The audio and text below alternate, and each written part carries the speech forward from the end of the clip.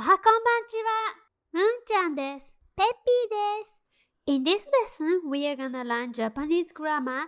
どうやって Here we go! もぐもぐもぐもぐ。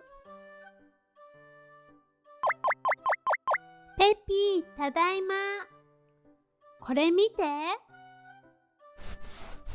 かぶと。かぶと作ったよ。ペッピーにあげる。すごい。折り紙のかぶとだ。じゃあ、これもあげる。カブトムシ。すごい。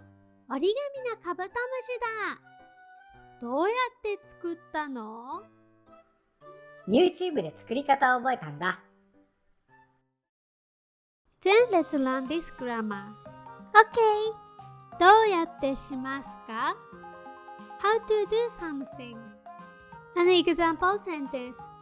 どうやって作りましたか？どうやって is used when you want to ask how something is done. Then example phrases. カレーライスってどうやって作るの？この電気はどうやって切るの？どうやってバスに乗るのかわかりません。新しい言葉、わかるかな？これは何ですか？かぶと。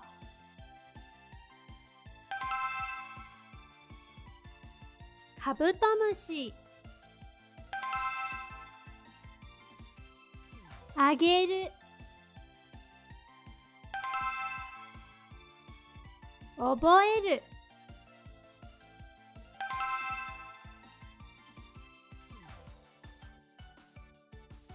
見てくれてありがとう。If you like this video, please subscribe. またねー。If you'd like to learn more Japanese grammar, check the left one.